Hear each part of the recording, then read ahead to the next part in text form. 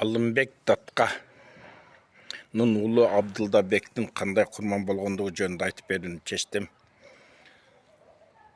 Орус империясы алайга өзгөчө карательный аскер жөнөткөн. Бул Скоблев.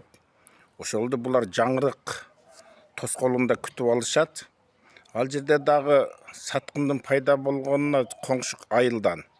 Буларга Гүлшага баруучу жолду айланып өтүүнү көрсөтүп койгондон кийин булар жеңилүүгө ыза болуп калат дагы. Абдылдабек 30 чактуу жигити менен жана өзүнүн бир тууган иниси Батырбекти Бати деп эркелетип койчу. Ошону алып туруп Кабулга жөнөйт. Ал жерден барган максаты кошумча армия алуу, түрк тилдүүлөрдөн өзгөчө, түрк тилдүүлөрдөн өзгөчө аскер алып келип, кайтара Скоблев менен согушу болот. Апасын ашууда жолугат. Балам, бул жолуңан кайткын дейт Курманжан Датка энебиз. Дегенде апа мен бекмин дейт.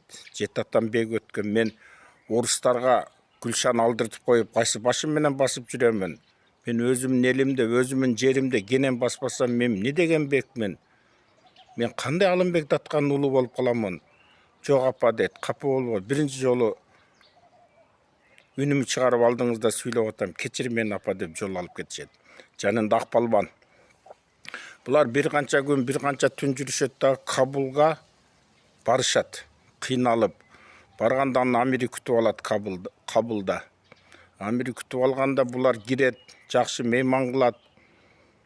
Мейман кылгандан кийин айтат Абдылдабек. Ушундай болуп калды, таксырым алдыңызга келүүгө туура көрдү. Муну минип жүргөн атым өзүмүн дейт. Сизге тартуу. Башка балуу белектерди берет. Жылмыңдап күлүп коет дагы, акырында айтат. Ал жерге мусалластар коюлат, жакшы тамак, танцовщица кыздар дагы коюлат, бектин урматына деп. Курманжан Датка энебизди сурайт. Энем жакшыбы дейт.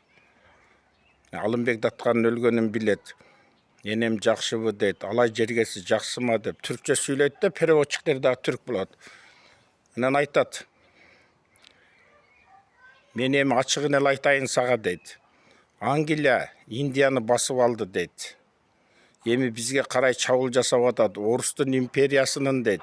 Аскерлери картографтар. Бул жерде карталарды чийип жүрөт Кабулдун чет жактарында. Ошон үчүн балам, оглум сага айтамын дейт. Мен сага жардам берейин, Меккеге баргын дейт. Меккеге барып, ажылыкты ал, анан келгенде көрөбүз дейт. Акылдуу Абдылдабек түшүнөт. Канчалаган падышалар,